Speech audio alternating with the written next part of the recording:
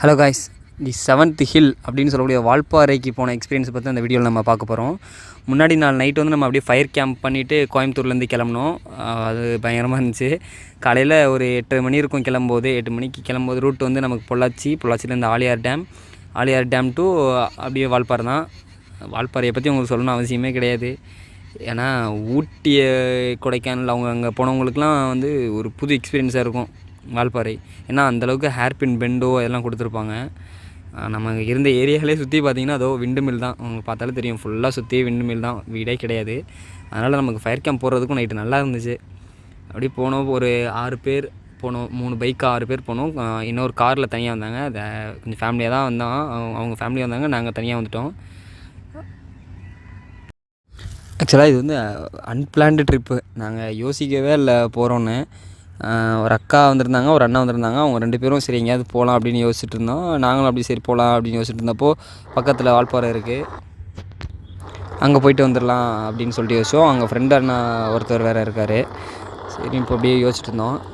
இது வந்து பொள்ளாச்சி தாண்டி இப்போ போயிட்டு இருந்தோம். பொள்ளாச்சி தாண்டி போகும்போது பயங்கரமாக வேறு லெவலாக இருந்துச்சு. ரோடெலாம் சொல்லவே தேவையில்லை. 2 பக்கம் மரம், நடுவில் அப்படியே நிழலுக்குள்ளேயே போயிட்டுருந்தோம். அது பயங்கரமாக இருந்துச்சு, வேறு லெவல். எதிர்பார்த்து தான். பட் ஊட்டிக்கு போகும்போது கூட போவோம், பட் மேட்டுப்பாளையம் வரைக்கும் இதாக இருக்கும், அதுக்கப்புறம் தான் வரும்.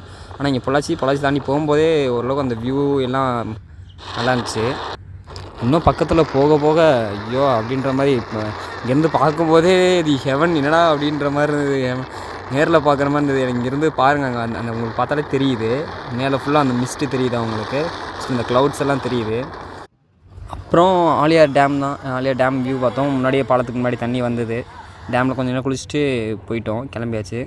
அந்த ஸ்டார்டிங்லேயே ஒரு செக் போஸ்ட் ஒன்று இருக்குது. செக் போஸ்ட்டில் பாஸ் கொடுத்தா தான் அலோவ் பண்ணுறாங்க. நமக்கு கொஞ்சம் அவங்க மேலே இருந்தவங்க தெரிஞ்சதுனால அவங்களும் கூட வந்தாங்க. அதோட அலோவ் பண்ணிட்டாங்க. நம்மளை ஒன்றும் பாஸ் கேட்கல, அப்புறம் டிக்கெட் எதுவும் கேட்கல, அலோவ் பண்ணிட்டாங்க. பயங்கரமாக இருந்துச்சு. ஸ்டார்டிங்லேருந்தே வியூ வேறு லெவல் தான், சொல்லவே தேவையில்லை. பாருங்கள், நீங்களே பாருங்கள், அடுத்து பாருங்கள். அப்படியே ரோடு இந்த பக்கம் ஹில்ஸு, அதுக்கு இந்த பக்கம் பார்த்திங்கன்னா அந்த டேமோட வியூ வேறு லெவல். ஆனால் வால்பாறையில் எல்லாத்துக்கும் பிடிச்சதே என்னென்னு பார்த்தீங்கன்னா அந்த ஹேர்பின் பெண்டு தான். நீங்கள் அப்படியே டாப் வியூவிலேருந்து பார்த்தீங்கனாலே உங்களுக்கு தெரியும். வால்பாறை அதே மாதிரி கொல்லி 2 இடத்துலையுமே ஹேர்பின் பெண்டு தான் உங்களுக்கு ஹைலைட்டு. நம்ம கொல்லியில் கூட 70 பெண்டு இருக்கும், குட்டி குட்டி பெண்டாக இருக்கும். இங்கே வந்து பெரிய பெரிய பெண்டாக இருக்கும். எல்லா ஹேர்பின் பெண்டும் பார்த்திங்கன்னா ஒரு 30 பெண்டு நினைக்கிறேன். பயங்கரமாக இருக்கும். அதை விட கீழேருந்து ஏறும்போது அந்த டேமோட வியூ தான் உங்களுக்கு. ஆலியார் டேமும் வால்பாறையும் அந்த பெர்ஃபெக்ட் காம்பினேஷன் அப்படின்னு சொல்லுவாங்கள்ல, அந்த மாதிரி தான். எதிர்பாராத ட்ரிப்பு, அதுவும் ஹில் ஸ்டேஷன் வேறு, நமக்கு சொல்ல வேணும். பாருங்கள் வியூலாம், இந்த வியூக்காக நீங்கள் எவ்வளோ தூரம் வேணாலும் வரலாம் அப்படின்ற மாதிரி இருக்கும். அந்தளவுக்கு இருந்தது. அப்படியே கொஞ்சம் நேரம் உட்காந்துருந்தோன்னா வச்சுக்கோங்களேன், நம்ம என்ன நடக்குதுன்றதே ஒன்றுமே தெரியாது. அந்த மாதிரி இருந்தது அந்த இடத்துல. மங்கி ஃபால்ஸ் எல்லாம் இருக்குது, ஆனால் பட் பெர்மிஷன் இல்லை, போய் குளிக்கிறதுக்கு பெர்மிஷன் கிடையாது. அதுக்கப்புறம் இந்த ஏரியா பார்த்துட்டிங்கன்னா ரொம்ப முக்கியமான ஏரியாங்க, கவர்கல்னு சொல்லுவாங்க. நின்றிங்கன்னா இருக்குது. வால்பாறையில் கூட அந்தளவுக்கு மிஸ்ட் இருக்காது, இங்கே மட்டும்தான் அவ்வளோ மிஸ்ட் இருக்கும். நீங்கள் நின்றிங்கன்னா வச்சுக்கோங்க, பக்கத்தில் நிற்கிறவங்க ஒன்றும் தெரிய மாட்டாங்க. இப்போ நாங்கள் போகும்போது கொஞ்சம் கம்மியாக இருந்த மாதிரி இருந்துச்சு. அதுக்கப்புறம் இன்னொரு இடத்துக்கு பக்கத்தில் போயிட்டு நின்றோம். அங்கே பயங்கரமாக இருந்துச்சு. எதிர்த்தாப்புல வரவங்க ஒன்றுமே தெரியாது. ஆக்சுவலாக லைட்டு அதுக்கு தான் எப்போவுமே போட்டிருக்கணும்னு சொல்கிறாங்கன்னு என்னன்னு தெரில.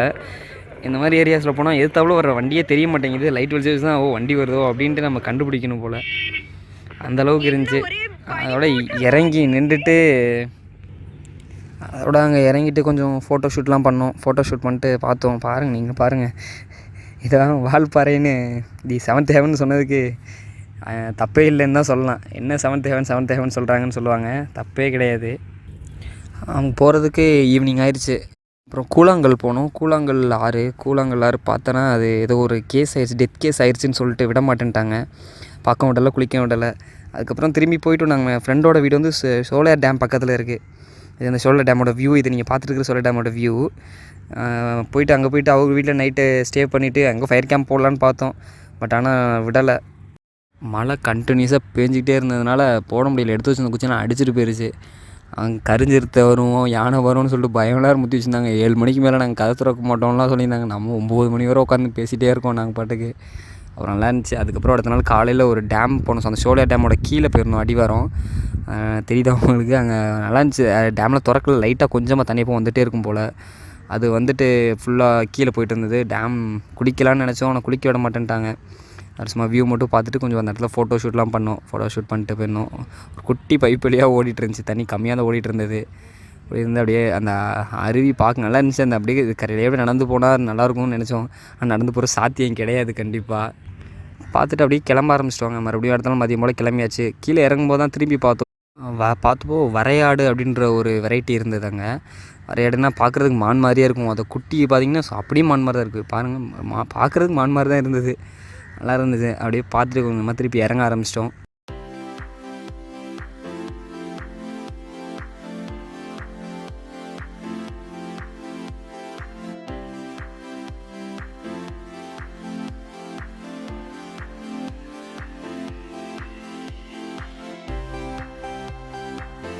அப்புறம் அந்த வியூலாம் வேறு லெவலாக இருந்துச்சு. உள்ளே பார்த்திங்கன்னா எல்லாம் மரம் இருந்ததை வெட்டிட்டு தான் போட்டிருக்குறாங்க. மரம் இருந்தால் இன்னும் பயங்கரமாக இருந்திருக்கும். எப்போ மழையாக பெஞ்சிட்டு பார்க்குறதுக்கு அந்த காடே இருக்கும், மிருகங்கள்னு நிறையா இருந்திருக்கும். எல்லாம் அழிச்சிட்டாங்க, அது வேறு விஷயம். அதை விடுங்க. அந்த டீ தோட்டம் அப்படின்னு பார்க்குறதுக்கு இங்கேருந்து பாருங்கள், இங்கேருந்து பார்த்தா அந்த பக்கம் தெரிகிற ஹில்ஸு எங்கே இருக்கோன்னே தெரில. நம்ம ஏதோ ஒரு மலைக்கு நடுவில் போயிட்டுருக்குறோம், அது மட்டும் தெரியுது. நீங்கள் மேப்பில், கூகுள் மேப்பில் வந்து சேட்டலைட் வியூ வச்சுட்டு பார்த்தீங்கன்னா தெரியும் உங்களுக்கு.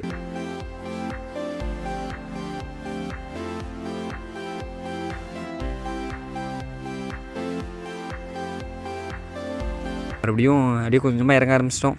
இறங்கும்போதும் என்ன தெரில, வால்பாறையில் அந்தளவுக்கு மிஸ்ட் இருக்க மாட்டேங்குது. நம்ம கவர்க்கல் ஏரியாவுக்கு வர்றப்போ மட்டும் அவ்வளோ மிஸ்ட்டாக இருக்குது. இப்போ தான் வந்துட்டுருக்குறோம். ஆக்சுவலாக இது வேறு சோலையார் டேம், நாங்கள் தங்கியது வேறு, வால்பாறை வேறு. நாங்கள் மறுபடியும் வால்பாறை போகலை, அப்படியே டேரெக்டாக வந்துவிட்டோம், வெளியே வந்துட்டோம். வால்பாறை போகாமல் இன்னொரு ரூட் இருக்குது, அது வெளியே கொஞ்சம் கொஞ்சமாக கீழே இறங்க ஆரம்பிச்சிட்டோம்.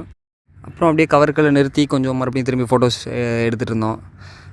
கவர்க்கல் அப்படின்றப்போ உங்களுக்கு சொல்ல தேவையில்லை, திரும்பவும் அதே மிஸ்ட்டு தான், பயங்கர மிஸ்ட்டு. போகும்போதோட வரும்போது பயங்கர மிஸ்ட்டாக இருந்துச்சு, ரொம்ப அதிகமாக இருந்துச்சு மிஸ்ட்டு. அதை பார்த்தோம், நிறைய பேர் ஃபோட்டோ ஷூட்லாம் பண்ணிட்டுருந்தாங்க.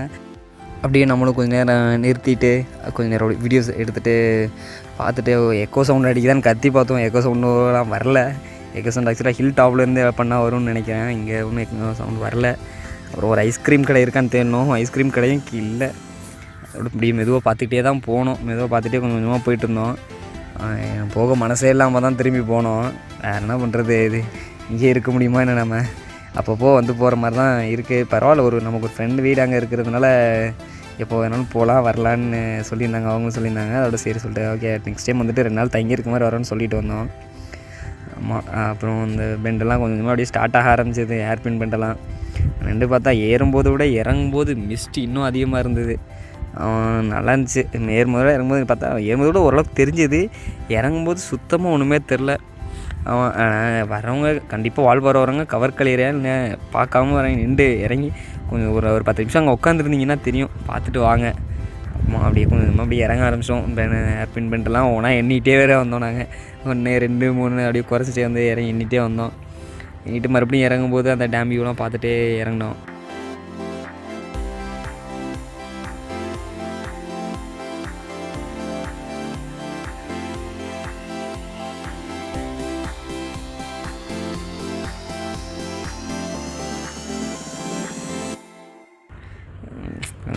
இன்னொன்று வேறு முதல் மனசு இல்லாமல் தான் இறங்கினோம். ஒரு வீட்டுக்கு போகிறதுக்கு ஒரு 6:30 ஆயிடுச்சு. 6:30 ஆமாம் 6:30 7 மணி ஆயிடுச்சு கரெக்டாக.